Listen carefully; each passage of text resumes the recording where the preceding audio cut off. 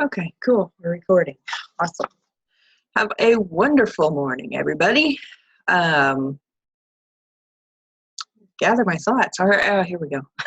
Good morning. Good morning. Welcome, everybody, to the Saturday Morning Mastermind. I'm your host, Samantha Studebaker-Carl, and I'm here with my good friends, Sandy and Catherine. And today we are talking about the Tao Te Ching Verse 54. And we're studying this verse because we're reading the book, Change Your Thoughts, Change Your Life, Living the Wisdom of the Tao. And we're on chapter 54, which is verse 54 of the Tao Te Ching. So before we get started, I want to give my friends an opportunity to introduce themselves. And then we can read the verse and discuss it. So jump out, ladies.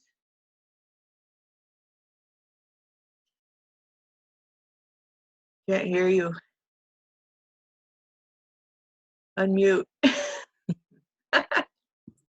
you go. Good morning, Sandy Root here in Miami Beach, Florida, and good to see you. Looking forward to the discussion. Good morning, it's Catherine Clement in Boulder, Colorado, and yes, very happy to be here with my girlfriends and talking over chapter 54. Awesome. So who wants to read the verse today? I can. Okay. Cool. Since I didn't read it yet. Okay. Read it out loud and it'll go in my head. 54th verse. Whoever is planted in the Tao will not be rooted up. Whoever embraces the Tao will not slip away. Generations honor generations endlessly. Cultivated in the self, virtue is realized. Cultivated in the family, virtue overflows. Cultivated in the community, virtue increases. Cultivated in the state, virtue abounds. The Tao is everywhere. It has become everything. To truly see it as it is. In a person, see it as a person. In a family, see it as a family. In a country, see it as a country. In the world, see it as the world. How do I know this to be true? By looking inside myself. Thank you, Sandy.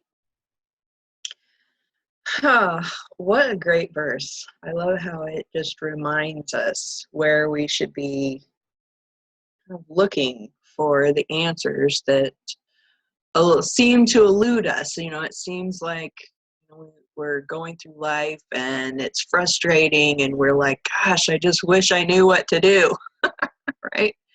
I wish I knew how to overcome this situation or, accomplish this thing or whatever, and we make it so difficult for ourselves. But yet this verse, it brings it back to the simpleness or the base, the Tao, the way, and it helps you kind of narrow down from the 10,000 things as it talks about throughout the other verses.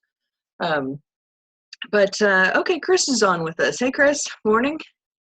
How are you doing this morning? I'm doing good. Thank you very much. Good morning. Thanks for having me. Sorry I'm a couple minutes late. 10-4, no problem. So what's everybody's thoughts on this verse this morning? Who wants to jump out and share what they think? My first thought was just that I had put up a post yesterday on Facebook, and somebody had answered it sort of in a way of like, well, what difference can we make, and how can we do anything and still have a happy life? And I know this person personally, so it makes it easier for me to read the inflection behind the words. And I had commented back that you can enjoy your life and make a difference in the world. Like sometimes we unfortunately live from our very small self place, and we let our minds tell us all these things that we can't do and that we can't make a difference and all these things. But if you can tell that voice to shut up and just go to work, you can actually make a difference in the world. if you reach out and try. And it's sad to me that, because people really do believe that they can't make a difference. Like, they really do believe that that there's nothing special or unique about them to offer the world. And it's such, it's so sad to me, because everybody is so very, everybody has their own gift to share. And we just let ourselves talk ourselves out of it a lot of the times. So that was my first thought.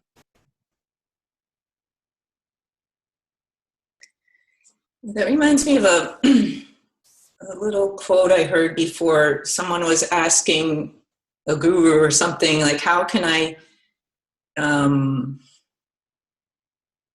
or like they were feeling bad that they were happy and joyful in a world that's, where there's a lot of violence and destruction and horrible things going on. And how can I make a change if I, or how can I stay happy? And he's like, you can only make a change if you stay in that happy place. We need those people who can be uplifted and make those changes, and don't let what's going on squash you, and I think, we're in definitely these challenging times now. There's a lot going on. And I think, like you said, Catherine, there's a lot of people asking, how can they help? And I mean, it's just one little thing each day. It doesn't even have to be every day, but just making those changes, doing anything every day, and the collective doing it all together will make the change. So everybody can definitely make a difference. And what was that quote in here by Margaret Mead? Definitely heard this quote before. Never doubt that a small group of thoughtful, committed citizens can change the world. Indeed, it's the only thing that ever has. And I think, a lot of people feel like there's these small groups trying to make changes, and that it's, sometimes we're not getting anywhere. Or is this even going to make any impact? But, remembering that those small groups can make a huge impact. So don't give up and think that things that we want to help in the world are larger than us. We can shift it. So those are my first thoughts.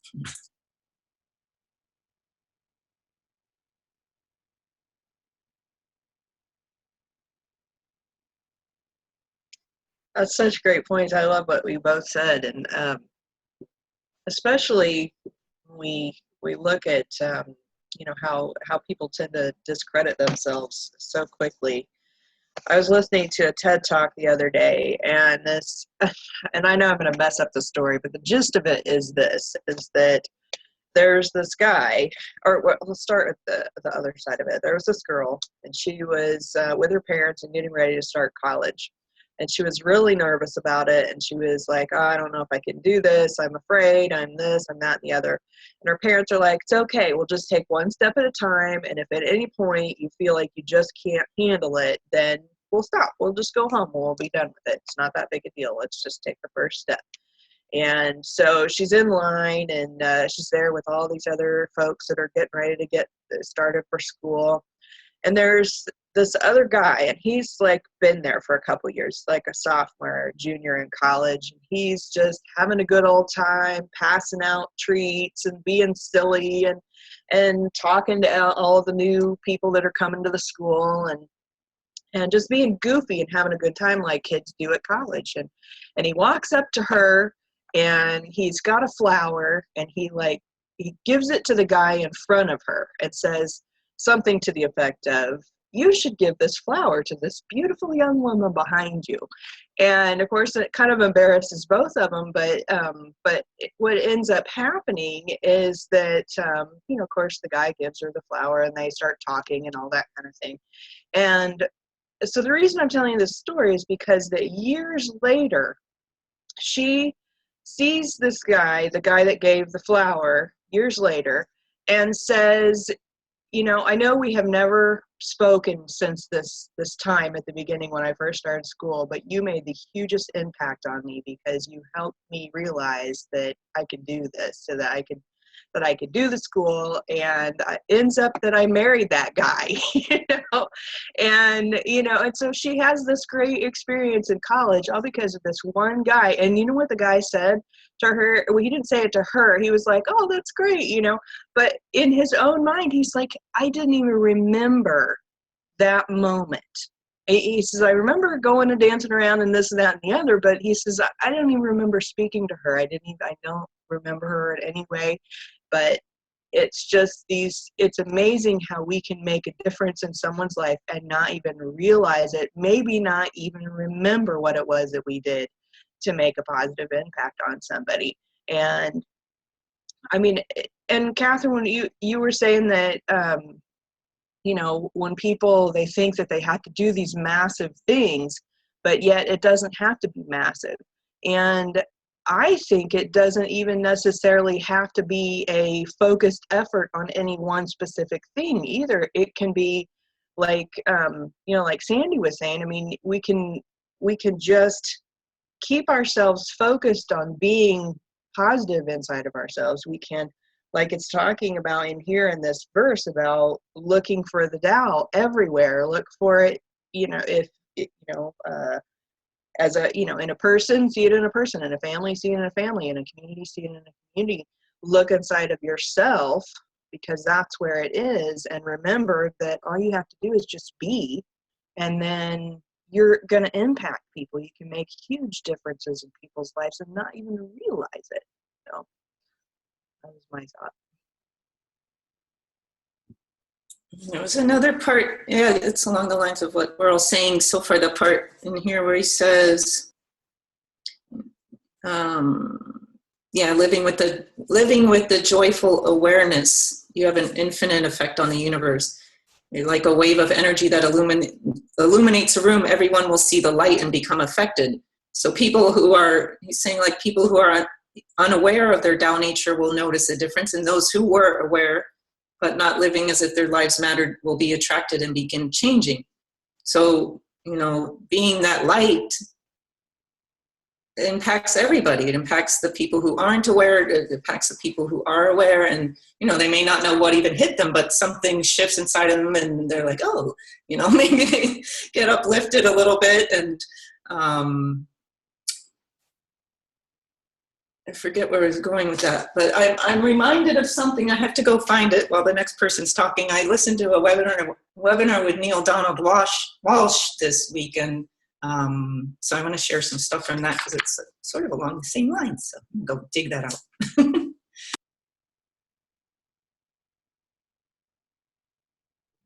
Yeah, I love those stories where, somebody, I can't remember that. There's one that comes to mind where there was this little boy and anyway, those stories where there's people that, run into each other very briefly. Like you said, somebody helps somebody else out, and then, years later they save their life, or their son saves that person's life, or something completely, off the wall like that. It's so amazing how interwoven things are, and some things seem so unrelated, and they're completely related. It's just it's amazing to me how taking one step, like we were on a call yesterday, my team and I were on a call yesterday, and none of us even knew it, which made it all the cooler, but this guy on the team, he's really quiet, he's really shy. He doesn't really come out on the calls. Like we meet on Zooms like this, so he'll, it'll be really dark, like you can't even see him hardly half the time, and he rarely speaks out. But he came out on the call because we were celebrating, and he said, well, I got married this past weekend. And we're like, what? Like none of us even knew that he was dating somebody or anything. But this is what happened. Okay, this guy, and I don't think he'll mind me sharing this. I won't say his name or anything, but this guy, like, we've watched him over the last year and a half. I can't remember how long he's been with us, but he's just grown so much. But another thing that we didn't realize about him was that he had been living in an abusive situation for about 19 years. He was actually living with, I don't know who he was living with. It was a family member, like an uncle or cousin or somebody. But anyway, it was very negative. And we all knew that he had challenges as far as his environment, because it's very difficult to stay upbeat and positive and everything when you're living in a house with somebody who's very negative. It's just harder. And so probably, I want to say maybe a month ago,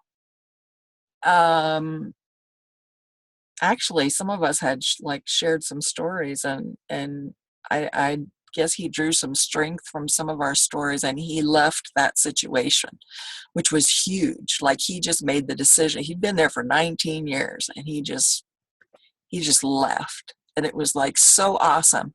Well, him taking that step then suddenly opened up all these other doors, and he was sort of didn't really have a place to go, so was kind of just blowing in the wind. And one of the things, we've been talking a lot about dreams and visions and stuff with the new year, and one of the things that he had been dreaming about, which none of us again knew because he's so quiet, is that he wanted to go to Thailand. Like, that was just some place that he always wanted to go. I think it was Thailand.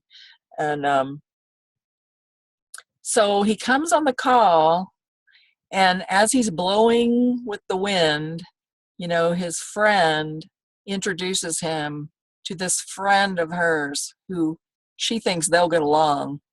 And they turn out like it's like instant love at first sight. And she's from Thailand. She's about 11 years younger than he is. She's from Thailand. So now suddenly, because he took that move and stepped out of that abusive situation, the universe like completely rearranged. Here's this basically homeless guy, who has so much healing to do, and yet he found the courage to step forward, and the universe completely rearranged itself and like answered his vision and his dream in one fell swoop with this lady, and they got married this past weekend. It was like such a cool story. I love it because we can't, like, the universe will help us, but it can't help us until we take that first step. And I just love that.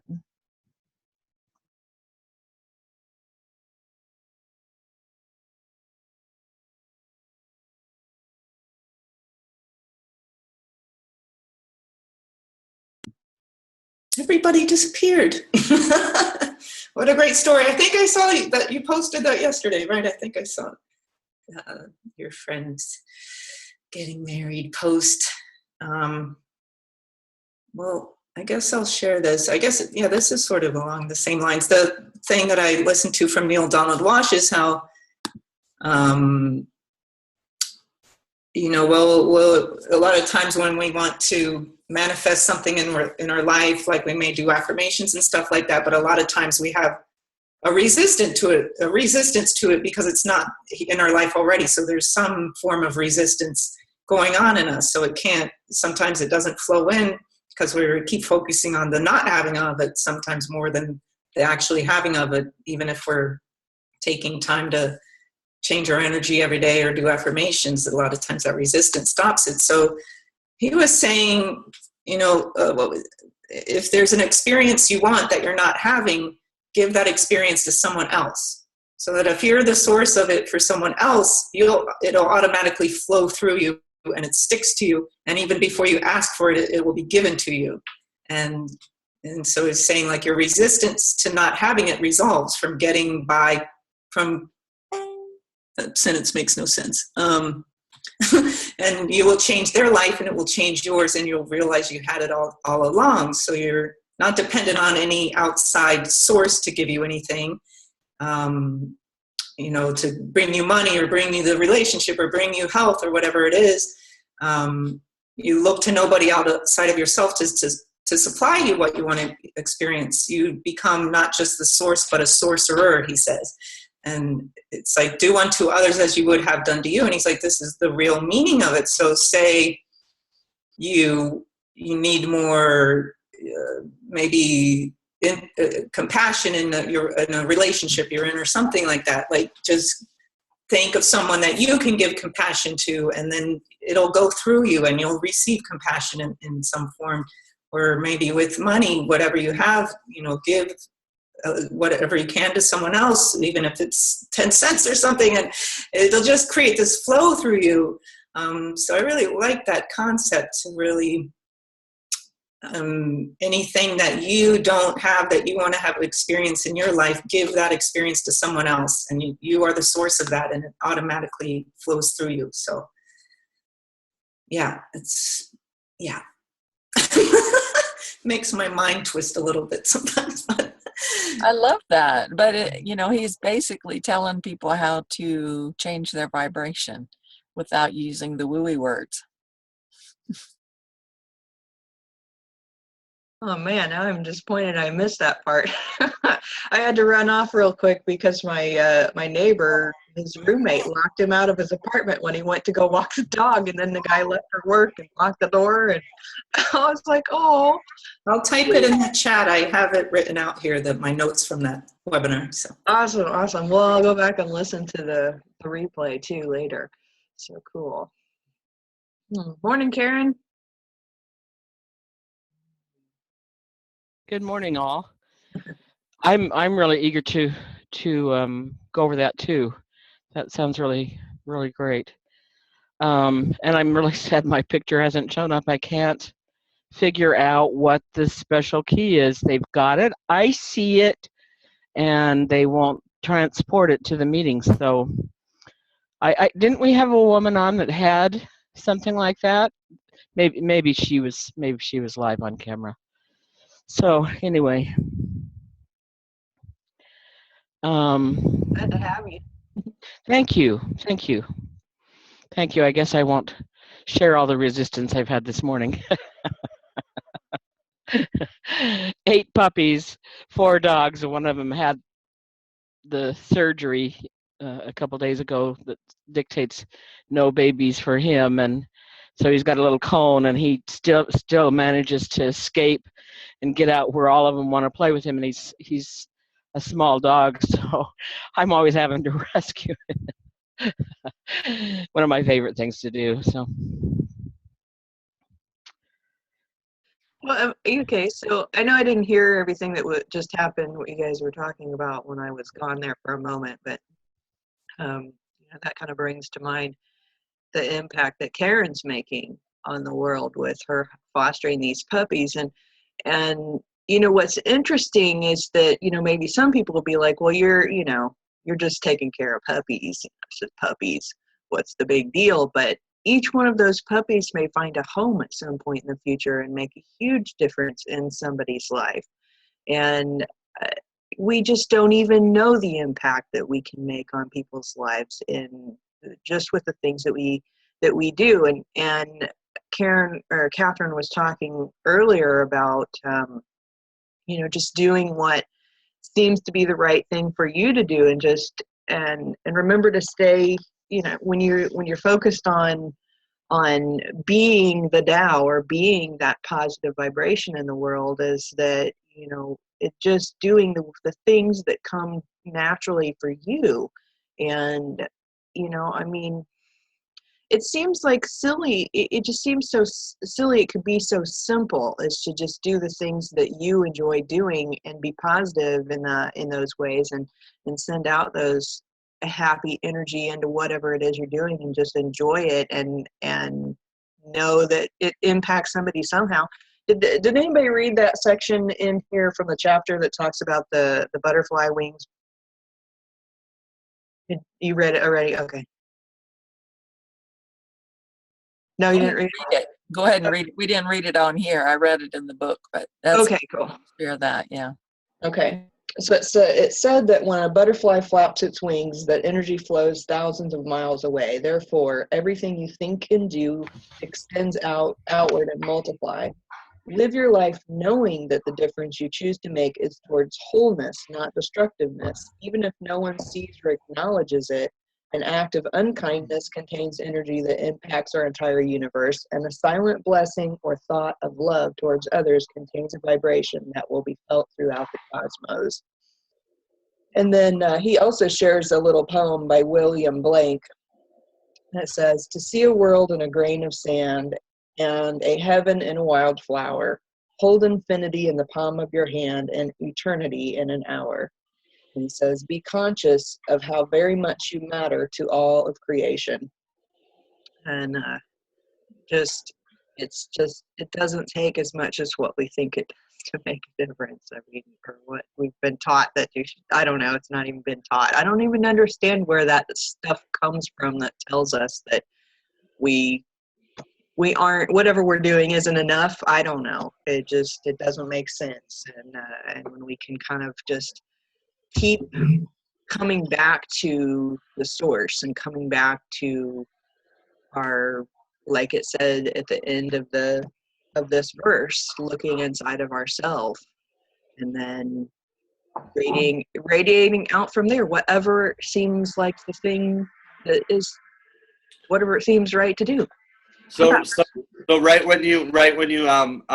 before you came back, Samantha, Sandy was talking about you know, when we want something in our lives, that sometimes we'll focus on something that maybe we don't want, and so that we have to, you know, focus more on what we do want. And you were saying how well, where does these things come from, you know, like that this isn't worthy or this can't become what it is, when everything's connected and things can, you know, things have a natural way.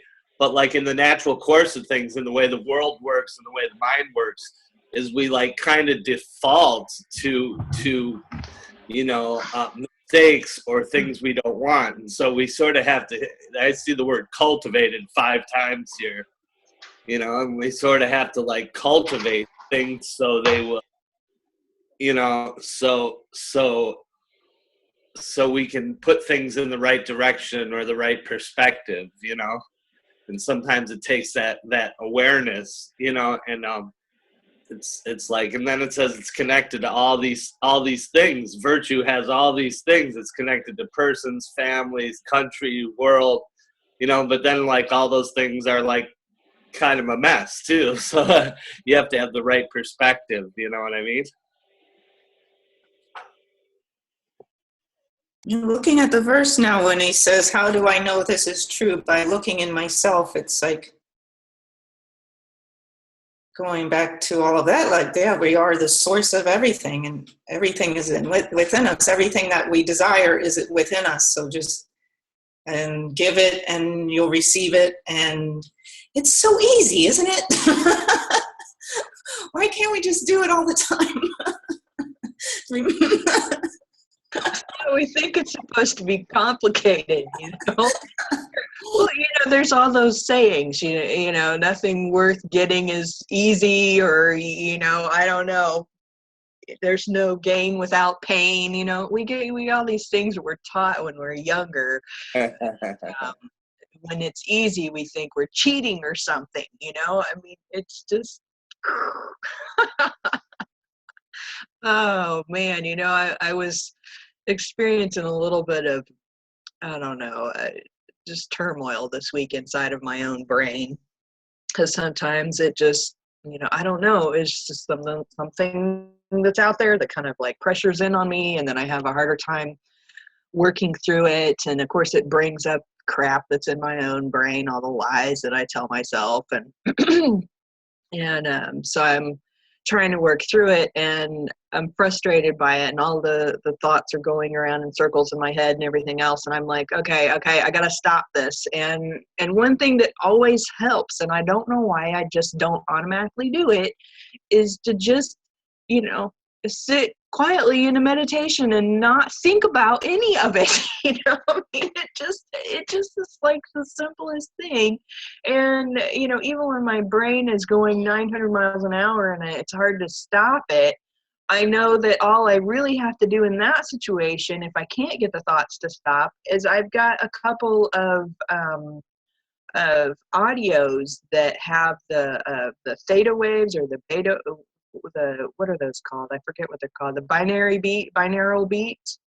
and then they have just some soothing music. And I know that all I got to do is put those earphones on and just, relax and focus on relaxing my body and being quiet, and all that crap, it just kind of falls away. And then I feel better afterwards. But for whatever reason, I don't just automatically do that. I wallow in my frustration and argue in my mind. It's so stupid.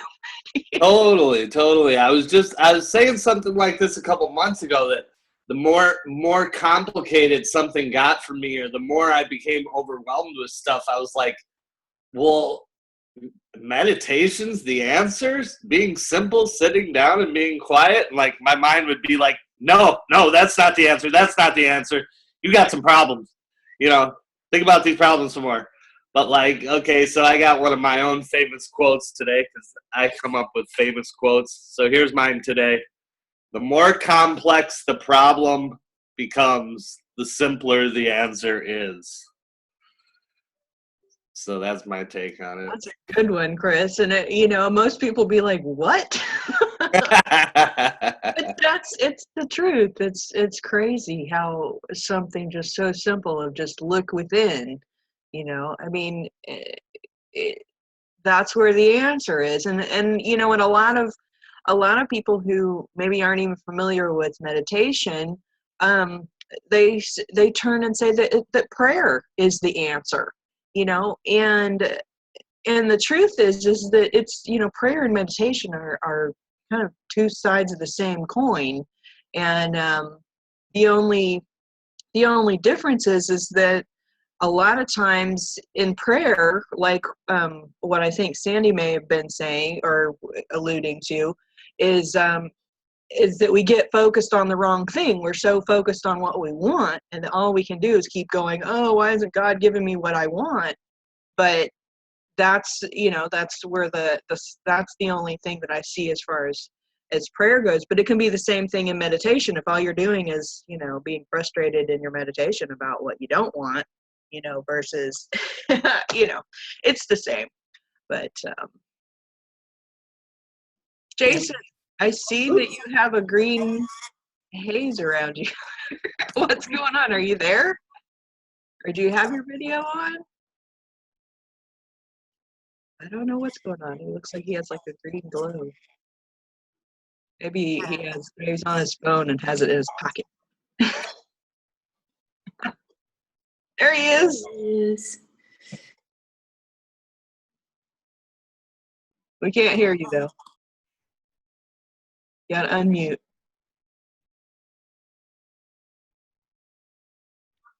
It's better to be unmuted. There you go. Isn't it? Do you have like a green paper over your camera or what? Yeah, I got a little green here. That's probably a better way to do this. All right. You can't see me at all with that though. Yeah, no, not feeling really too radiating this morning. Just woke up and trying to catch up to speed with you guys. I understand.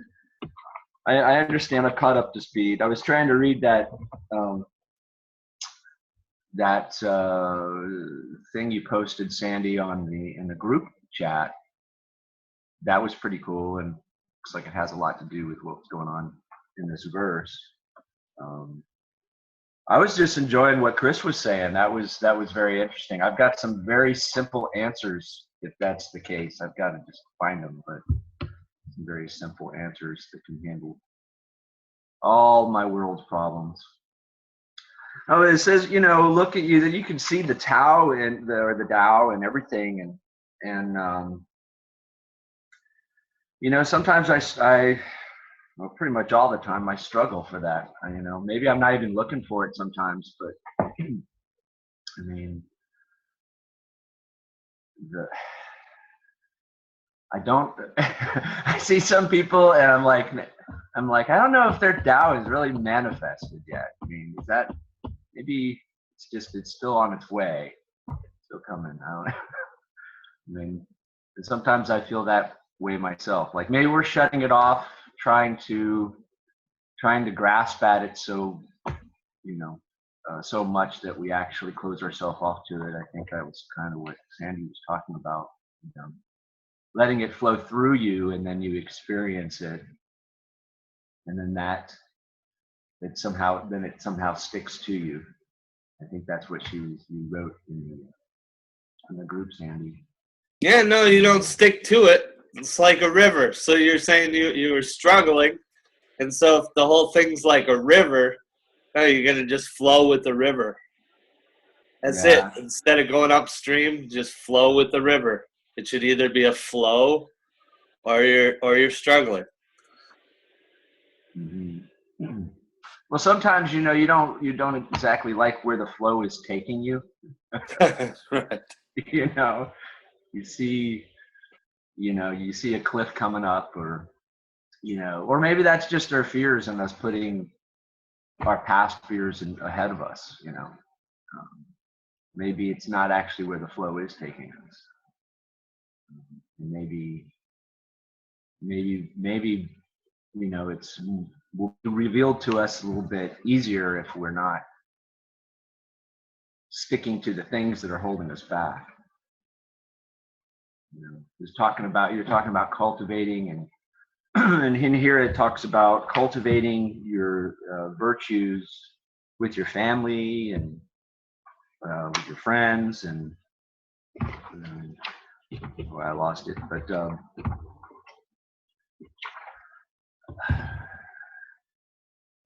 I'm not sure exactly what that means, but it's the virtues, or the goodness within, or the your well-being, or sometimes I get up, I just I get caught up in the words and the verbiage of what's being said. I don't quite, sometimes I don't think people really understand what they're saying sometimes. Some of the people that I talk to, they say stuff, and then I repeat it back to them, and then they're like, that's not what I said.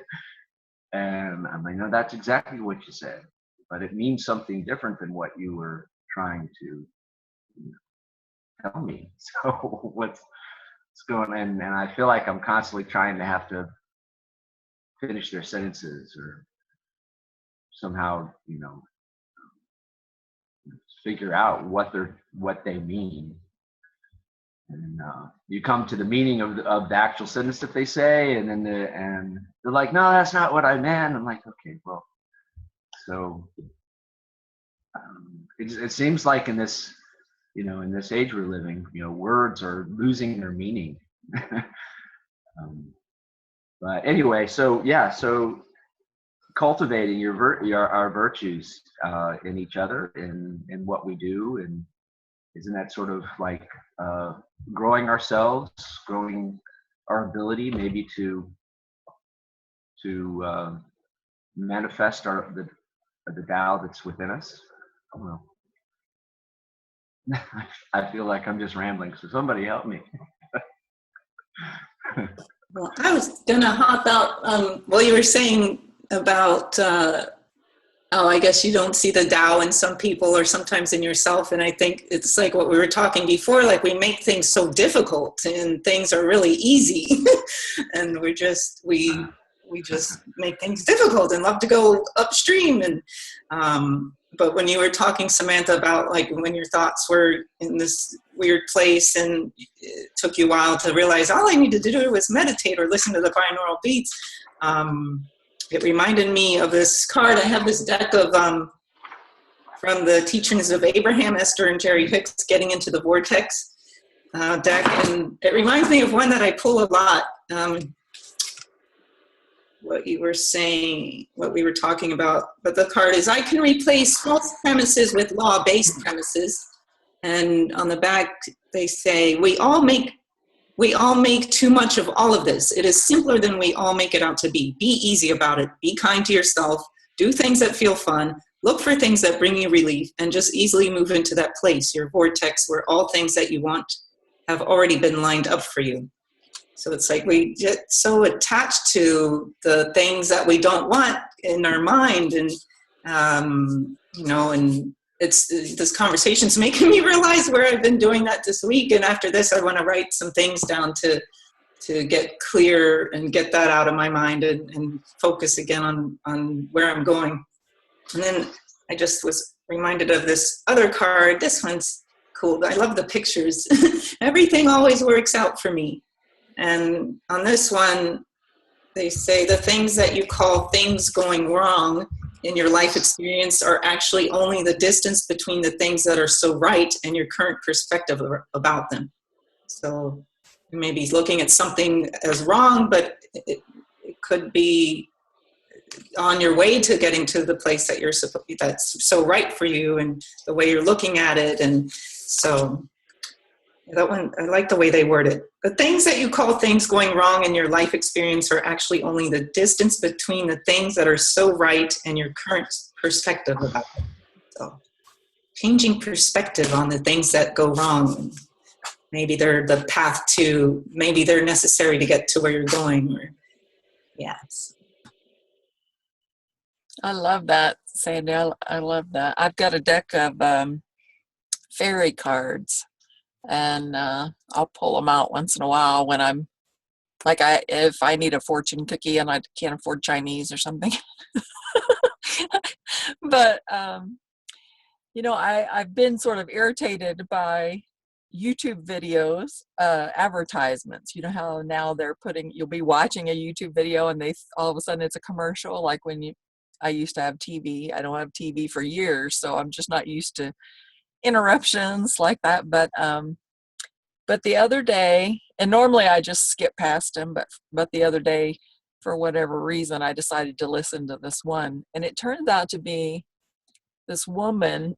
I forget what happened. Something happened, and she basically had lost everything or something. Anyway, her kids, the one thing that she liked to do was quilt. And her kids bought her one of these fancy quilting machines, and she started quilting on this machine. And then, I think one of her sons asked her, hey, why don't you since you know how to sew, why don't you do like sewing tutorials or something?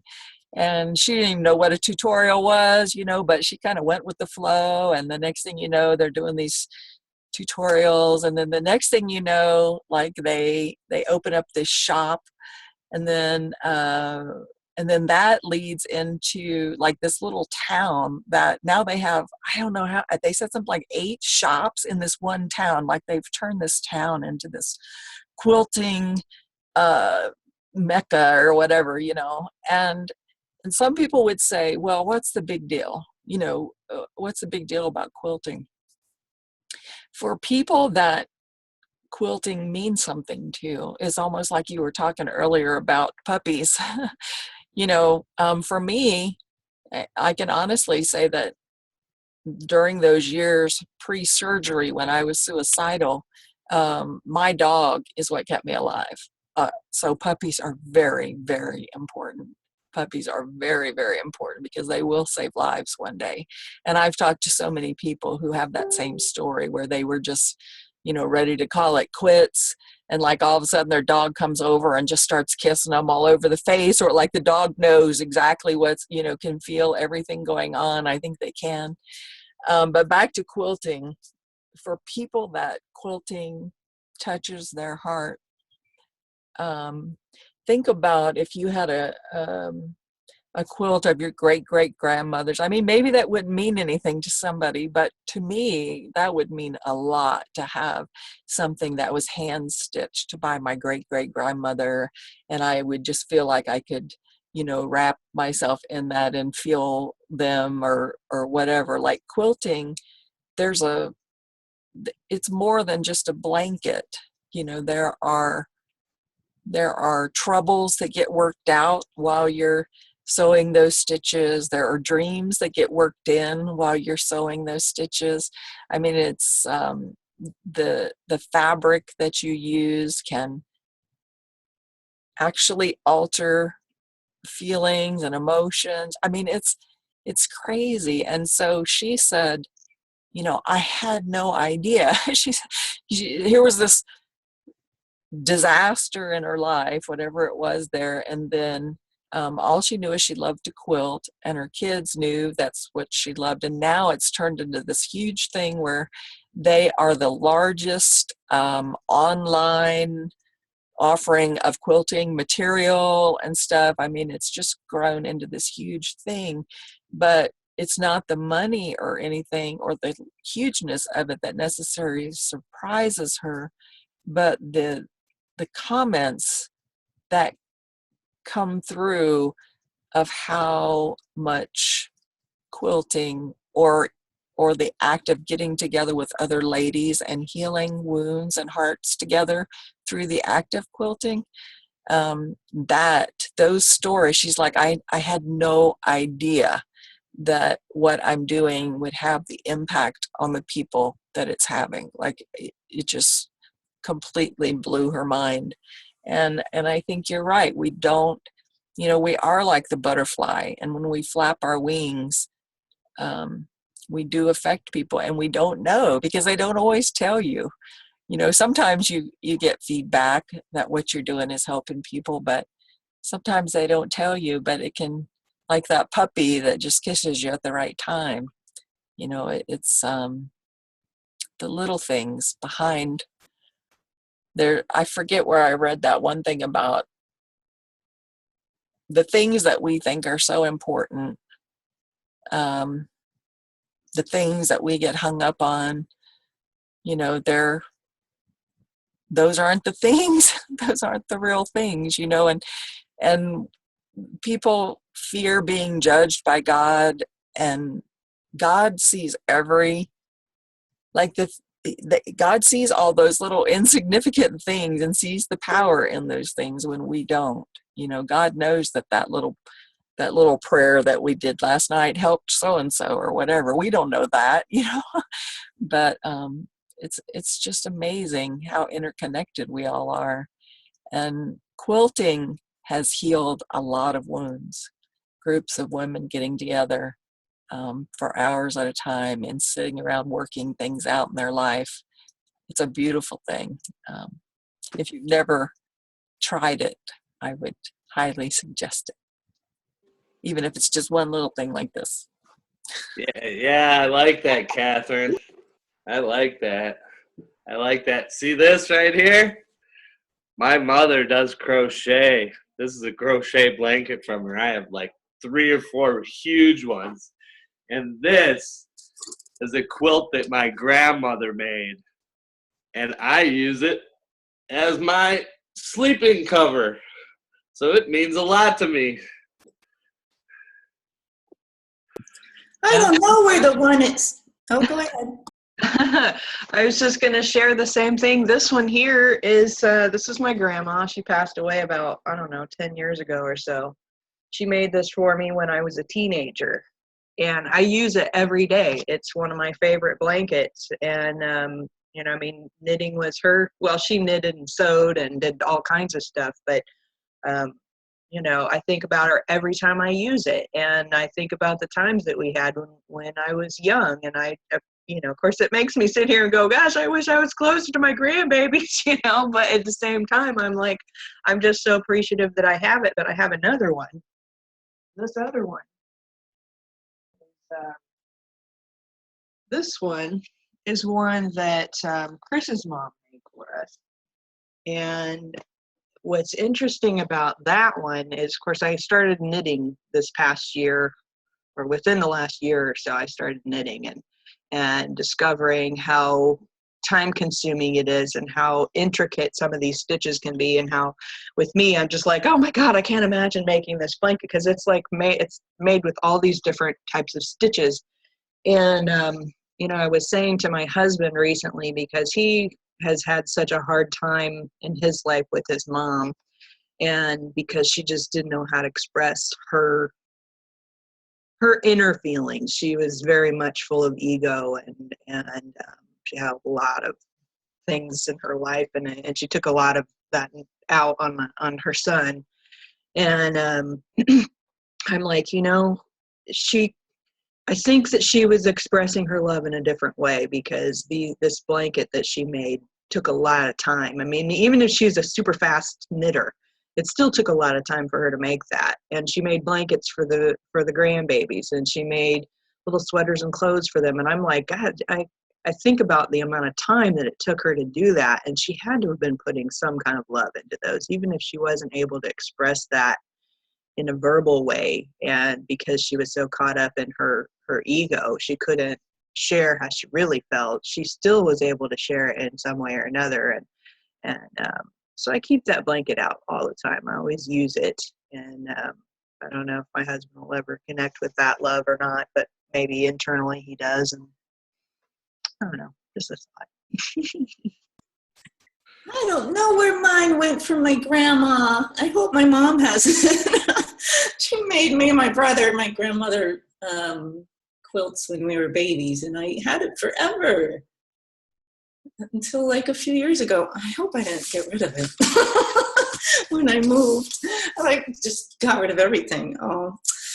When you were talking, Catherine, about like how we don't, we don't see what God sees, like we may not know that our prayer actually was received, or stuff like that. I was reminded of a friend who posted a video a couple weeks ago on Facebook that she went to a funeral, and like there was just so much light. Like they gathered hands, and they were just like, the way they were talking, it was just like everyone was getting empowered in the room, and there was just like so much light energy in the room at this funeral. And when the I guess the priest or whoever was leading it started talking, it was a mother and her daughter passed away. So the mother at her daughter's funeral just started praising God. She's like, thank you, God, because she believed so much that it was the right thing, that he took her for a good reason. Even, you would be heartbroken if your daughter died. And she was just like, thank you. Like she trusted that there was like some divine reason. And like everybody in the room was crying, and it was just like this joyous experience because she was so thankful for it, because she knew that God had a reason. And the girl who made the video said, she said this quote, and I guess it's around there in some places people quote it. I think Katie, is it Katie Byron or Byron Katie? Everything happens for you, not to you. So having that belief that anything in your life, you may think it's a struggle, but it's happening for you. And we can have someone pass away and it's a struggle, but maybe looking at it as it's something that's happening for you and not to you, and there's a divine reason for it. So I thought that was such a powerful story with this woman thanking God that her daughter passed.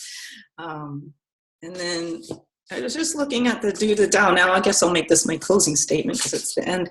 Just wanted to read the Do the Tao Now because I think it's important in our times.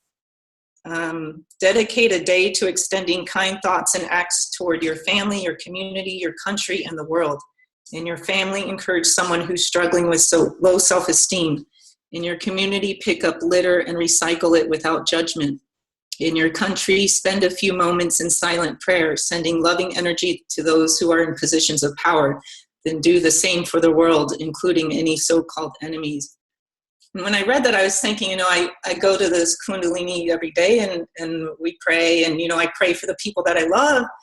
And this made me realize, I don't take the time to pray for the people who maybe feel some resistance to praying for. So this is a reminder to pray for everybody, because we all are part of the Tao and in the flow and this divine mishmash of whatever is going on. So to remember to pray for our enemies and the people that we may not agree with. And then this part here, he says, encourage someone who's struggling with low self-esteem. It reminds me of an example Neil Donald Walsh gave too in that webinar. If you feel like you have low self-esteem or low confidence, to give that to somebody else. If you see somebody else in your life you may feel like they have low self-esteem or low confidence, give them something to boost their self-esteem, or say something to boost them up, uplift them.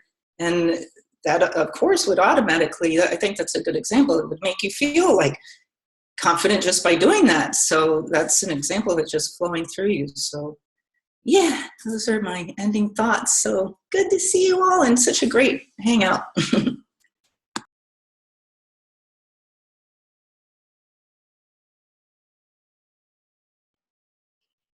Yeah, since we are at the top of the hour, if everybody wants to just share a final thought, jump out.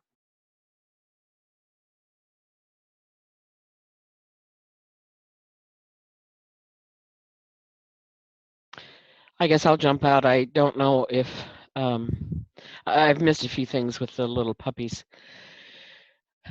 I was thinking before Jason started to clear up out of the green that the stuff that you were talking about in terms of, I guess, kind of going upstream, the times when you realize things are in what I call I can't even think of the word now that I use, but it's like a rack, it's kind of like WRACK instead of RACK. But what I see with me when I do that is I vacillate. I go back and forth, which reminds me, I wanted to mention something about the puppies. It was cool that you brought out that there's a service in taking care of these puppies, because they do go to really cool people. You hope. You hope everyone does. But I see it the other way, how the puppies give me so much. They have mellowed me so much. And the other day, my sister said, well, why don't you just do this? And I said, well, those puppies each have their own mind and their own heart. And then I was sitting on the sofa later with several of them, and I realized, and some of them definitely have their own agenda. It's like we've had quite a few multi mixes, and I'd never known Maltese dogs before, and I don't know if they're better when they're mixed, but these little mixes, they're just so fun and soft and cute. But I'll tell you what, they may end up being the smallest of the lot. You get a lot in, like this last lot. We had a couple of labs. We had a German Shepherd Rottweiler. We had a couple of boxers. So as they grow, that can, in a couple of weeks, that can be quite a change. And so they may end up the smallest of the lot, but they'll still just charge right ahead, just like there's no, like I'll say no, and it means nothing to them. If they want to eat the tiny little baby boxers foods, they're going to come for that food no matter where your arm is pushing them back. It's just amazing. So I was thinking about that when I was thinking about how I vacillate. I sometimes I'm really, I'm really on one, and it's just not a good place to be, and I really ought to get out my binaural beats or something. And one of the things that I learned to do a long time ago was just take an episode of Ellen. I'll just go to YouTube, and because she always has this little bright yippy skippy smile step dance thing, that she's always doing.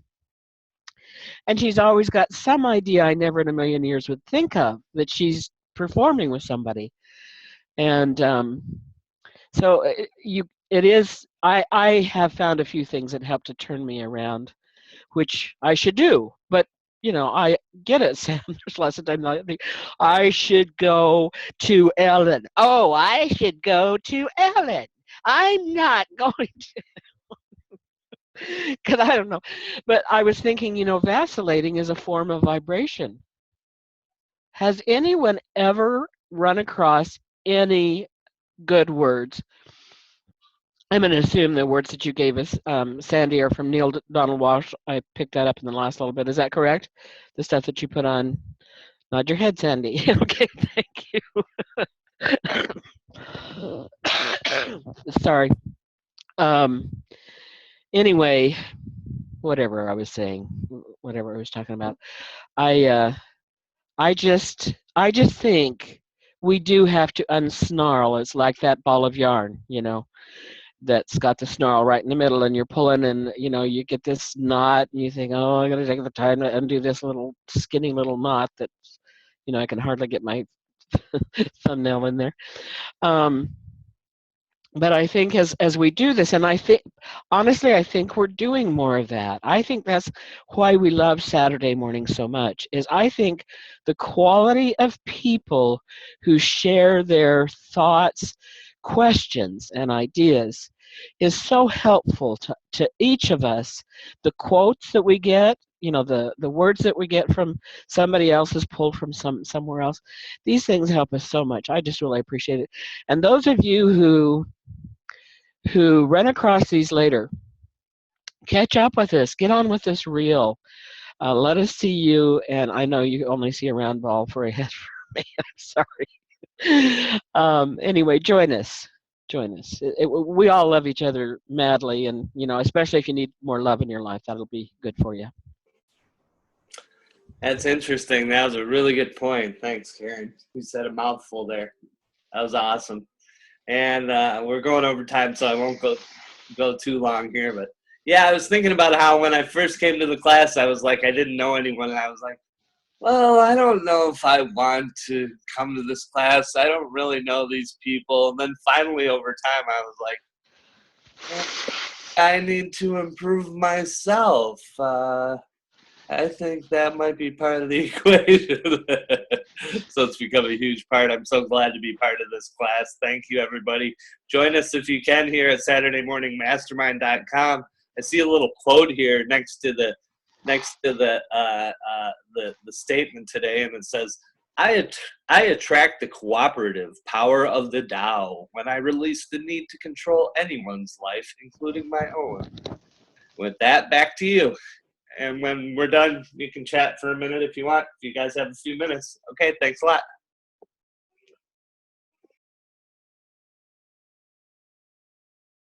Wow, that's terrific, you guys. I really appreciate what you all just said.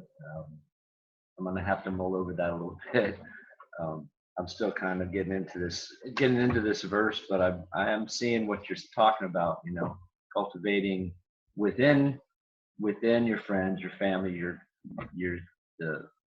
community. Sometimes that can be difficult to do, but if you're doing that with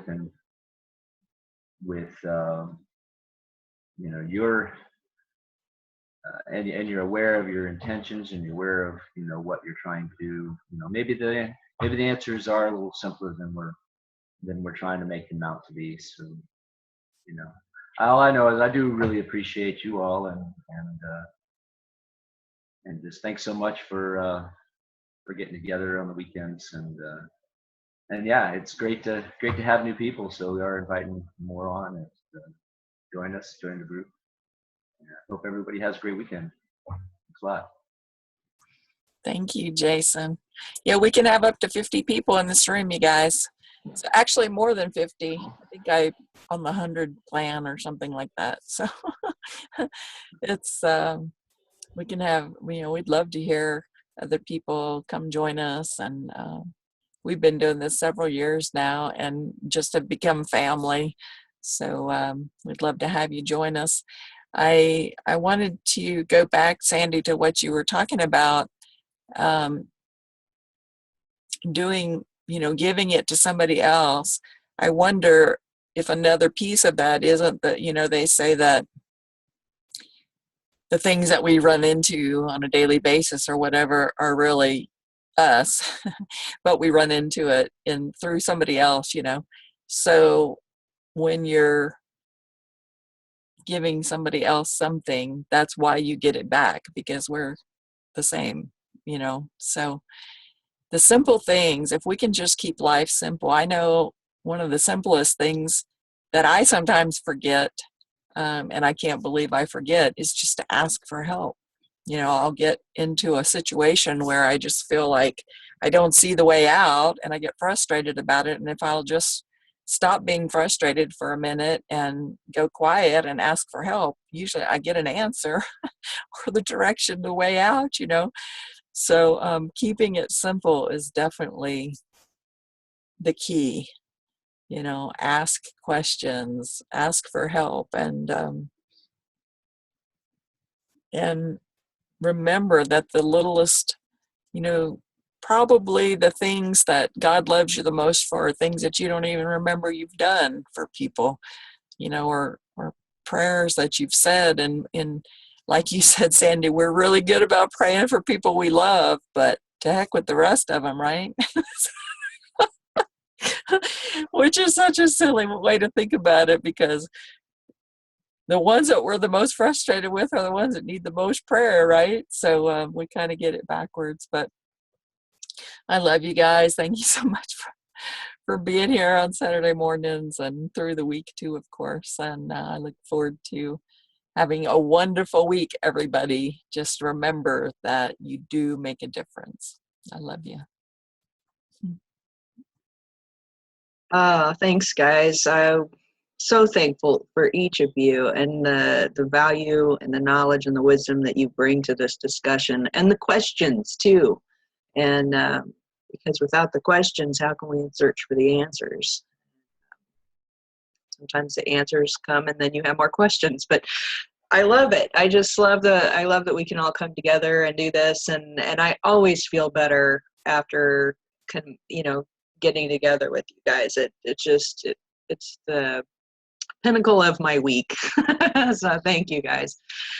So with that, guys, have an awesome, amazing, wonderful weekend. And please share this video, like it on YouTube, connect with us at mindsetmasterycollective.com. And you can always find us every week, Saturday morning, 10 a.m. Eastern, 7 a.m. Pacific at zoom.saturdaymorningmastermind.com. Excuse me. zoom.saturdaymorningmastermind.com. And there'll be a link below the video, and all the links to connect with us will be under there as well. So have a great weekend, and we'll see you next week on the Saturday Morning Mastermind. Bye for now.